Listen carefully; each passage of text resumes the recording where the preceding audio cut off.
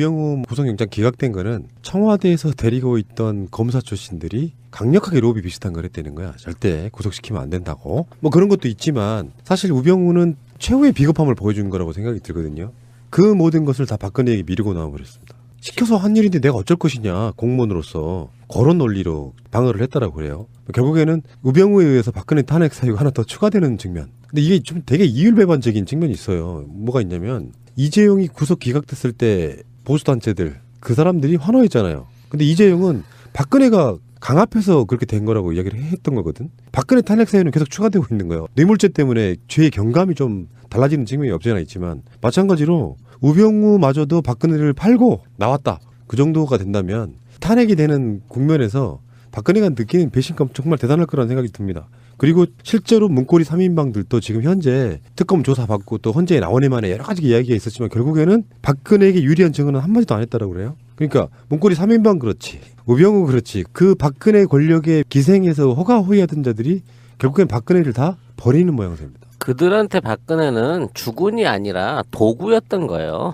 좋은 표현, 좋은 표현. 타고 다니는 말이나 끌고 다니는 차에 불과했지 결코 그들이 주체였다고 생각하지 객체로 생각하지 않는 거지. 따라서 박근혜는 이제 이용 가치가 끝나고 자기들의 죄를 대신 이제 옥바라지 해줄 욕바지가 돼버린 상황이 된 거예요. 근데 우병우의 지금 이 태도는 최고 책임자로서 가질 수 있는 게 검찰의 어떤 권력을 쥐고 있는 검찰 조직의 최고 책임자로서 할 수 있는 최악의 선택이고 국민들 입장에서는 어찌 보면 이게 또 하나의 기회일 수 있을 거라고 봐요. 왜냐하면 우병우를 쳐내고 우병우가 안고 가겠다라는 자세로 지금에 있는 사태를 뒤집어 안아버렸으면 최소한 우병우한테서 끝나고 우병우에 반개돼 있는 조직들은 살아남을 수 있는 마지막 그 도생의 길을 찾을 수 있는 길이 있었을지 모르는데 우병우하고 연관된 사람 지금까지 아무도 법적 처벌을 받은 사람이 없어요. 의아래로. 다 그 우병우가 시켜서 했든 우병우한테 일을 지시를 했든 그만큼 우병우의 권력이 확실하다는 것만큼은 인정을 해. 하지만 이런 식으로 마지막까지 자기들 조직에 또는 자기들끼리 살아남겠다고 이런 식의 그 조직 운영을 하게 되면 어차피 정권은 바뀌잖아요. 바뀐 정권 안에서 검찰 개혁이 그만큼 혹독해지고 그 조직들에 연관돼 있던 애들이 훨씬 가혹하게 뒤에 이 책임을 져야 될 것이라는 면에서는 이거는 우병우 개인한테는 좋은 일이었을지 모르지만 우병우에 소속된 조직들한테는 더욱더 위기 상황이 드러나게 된 거 아니냐라는 생각을 반대로 하고 있습니다. 저는. 예, 어쨌든 뭐 그런 측면도 있습니다만은 우리가 잊었으니까 우병우 혐의가 장난이 아니에요. 그러니까 고위 공무원 인사 개입 및 민간인 사찰이 있었고요. 최순실 등 대통령 측근 비리 묵인 방조가 있었고요. 이석수 특별감찰관 감찰방해가 있었고 개인 비리가 몇 개 있고요. 여러 가지 한 6가지 정도가 있습니다. 그런데 가장 중요한 건 뭐냐면 최순실이 어디에서 정보를 얻어서 인사에 개입했냐는 겁니다. 그것이 바로 우병우가 사찰과 국정원 자기 2차장 라인을 통해서 정보를 수집하고 그 수집을 대통령한테 줬든 최순실한테 줬든 이게 문제가 되는 겁니다. 그러니까 이게 바로 직권남용인 거예요. 그리고 이것은 바로 우병우 개인의 문제가 아니고요. 최순실이가 국정을 농단하는데 손발이 누구였냐가 중요하거든요. 그게 우병우라고 보는 거 아닙니까? 국회에서는. 소추위원단도 그렇게 보는 것이고 그다음에 특검도 그렇게 보고 있는 겁니다. 그 많은 정보를 최순실이 어떻게 얻었겠느냐. 이거거든요. 이게 바로 민정수석실에서 나오지 않으면 불가능한 자료들을 최순실이 갖고 있었다는 거 아닙니까? 그러면 최순실은 이거를 박근혜로 받았느냐? 이게 지금 나 모른다는 거 아닙니까? 그러면 이게 아니라면 그러면 최순실이 너는 우병우한테 받았네. 그러면 우병우가 지금 얘기해야 될 건 그 정보를 너는 최순실한테 줬니? 박근혜한테 줬니? 이렇게 물어본 겁니다. 특검이. 그러면 우병우는 답을 해야 돼. 난 모른다. 이렇게 했거든요. 그리고 나는 최순실을 모르고 나는 그 정보를 줬다 해도 박근혜한테 줬고 박근혜는 최순실한테 줬는지 안 줬는지 난 모르겠다. 이렇게 되는 거 아닙니까? 이래야 박근혜 범죄가 성립이 되는 거예요. 그래서 우병우가 얼마나 중요하냐면 이렇게 중요한 자를 왜 특검이 수사를 뒤로 밀었냐. 이게 지금 관건입니다. 왜 뒤로 밀었겠습니까? 바로 거기에 특검 내부에 논쟁이 있었다는 겁니다. 우병우 수사와 관련해서. 그래서 잡음이 나오기 시작했다는 거죠. 그런데 일부 특검의 현직에 있는 검찰들이 우병우 수사를 꺼렸다는 거예요. 꺼렸다는 이유를 들여다보니 5일 후에 나 돌아갈 텐데 이게 있었다라는 거예요. 특검에서 이제 검찰 조직으로 돌아갔을 때 여전히 그렇죠. 우병우 라인이 살아있기 때문에 잘못하면은 내가 보복을 당할 수가 있겠구나. 바로 그 점입니다. 이것 때문에 특검 내부의 지도부와 현직 검사들 간의 갈등론이 지금 얘기가 나오고 있는 거고 첫 번째. 그리고 지금 아까 찌라시님이 핵심적인 얘기를 했는데 어떤 거냐면 지금 우병우 사단이 축출되지 않았어요. 국정원 2차장도 그대로 있고요.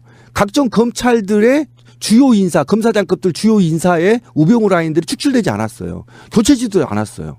국세청에도 그대로 있어요. 아무도 다친 사람이 없다니까 그 라인에. 그러니까 지금 내가 평검사나 특검 검사 입장에서 나 5일에 돌아갈 텐데 이렇게 해서 뒤로 미루다가 밤기해버린 겁니다. 우병우 수사를. 그러다 보니까 그 기소 내용을 보니까 형편이 없었던 거예요. 국정농단 사건 재판부에 제출도 안 했습니다. 개인 비리 몇 개 두 개로 올렸어요. 그러고 나서 우리가 우효고 제가 지금 불러드리는 직권남용 문제 이런 등등은 구속영장에 청구하지도 않아 버렸답니다. 이런 문제점이 있어서 우병우가 굉장히 지금 그 구치소에서 나올 때 표정 보셨어요? 비웃는 거? 아 정말 짱돌로 입을 조사버리고 싶더라. 이게 입 다문 미소 있잖아요.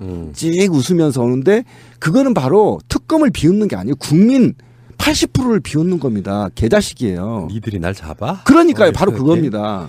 근데 우병우는 조사할 때 그런 이야기 했다고 그래요. 결국은 자기 디스도 한 거예요. 뭐냐면은 나는 대통령이 지시사항 내려주면 아래로 전달하고 아래에서 보고 올라오면 거기 받아가지고 보고하고 그랬다는 거예요. 가장 중요한 국정농단의 핵심인 최순실에 대해서는 아직도 몰랐다 그러잖아요. 그렇죠.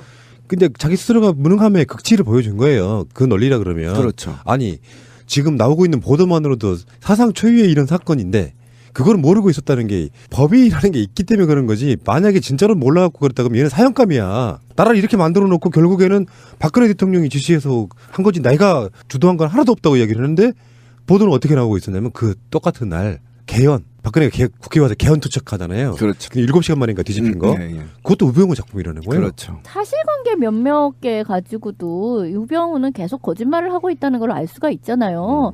자기는 최순실을 몰랐다. 근데 그때만 해도 근데 너의 처가와 최순실은 매우 밀접한 연관이 있지 않았냐?라고 해도 그렇지. 그건 처가의 문제지 나랑은 관계가 없고 나는 그냥 최순실을 몰랐다라고 얘기했는데 지금 밝혀진 바에 의하면 우병우와 최순실이 골프를 치면서 처음에 만났다는 거잖아요. 근데 그런 거에 대해서는 애초 다 위증인 것이고. 우병우 장모? 아니. 직접, 우병우와 최순실이 직접 같이 쳤다는 진짜? 거야. 프로골퍼가 같이 동반 라운딩을 해주면서, 해줬대. 최근에 나온 정보예요? 그게 특검이 밝혀낸 바예요. 그런 등등 이 사람의 몇 가지 사실관계만 확인을 해도 이미 특검이 굉장히 이 사람의 거짓말을 많이 밝혀냈다고요. 그런데도 거기에 대해서 지금 법원이 이 구속영장을 기각을 시켜버린 거는 사실 나는 이 문제는 특검 문제가 아니라 법원에게 이 문제를 물어야 될 것 같아요. 그러니까 법원하고 특검을 동시에 물어야 된다는 거예요. 예를 들면 제가 설명을 하나 드릴게요. 증인이 나왔어요. 최순실이하고 골프를 쳤다고. 이건 증인이에요. 그럼 물증을 확보해야 재판부에서는 구속영장을 때린단 말이에요. 물증이 없어요.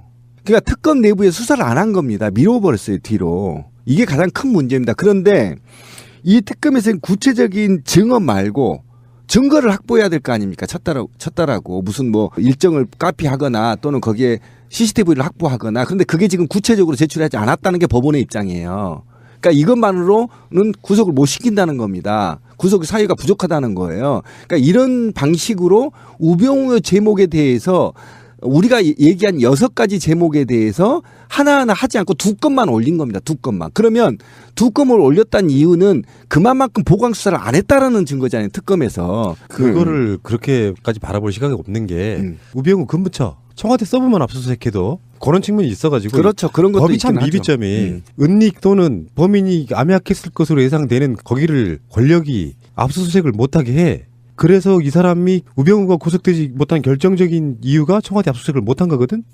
그러면 법원은 범인들이 사실상의 자기들의 보험죄를 인정한 것으로 보고 구속시켜야 된다는 거예요. 근데 그렇지. 그게 없는 거야. 거기 위험한 증거가 있기 때문에 보여줄 수 없어 하고 문을 닫고 있었는데 그 문을 억지로 이거 안 열 그러니까 음주운전도 그거 있잖아. 끝까지 안 불면 본 걸로 해갖고 적이 돼버린단 말이야. 구속돼버린단 말이야. 그것처럼 끝까지 정당한 조사 요구에 응하지 않았으면 이 부분에 대해서 분명히 법적인 책임을 물어가지고 구속시켜서 나중에라도 조사를 했어야 된다는 거지. 그리고 이제 이게 지금 제가 전자에 얘기한 거는 한간에 떠도는 얘기고요. 두 번째는 어떤 방식으로 이제 분석이 가능하냐면 특검 입장에서는 지금 굉장히 긴급해요. 왜 그러냐면 9일밖에 남지 않았기 때문에 수사가 종결이 돼야 되는 것이고 문제는 공소 유지에 필요한 증거들이 필요하단 말이에요. 그리고 공소 유지를 하기 위한 인력이 필요하단 말이에요.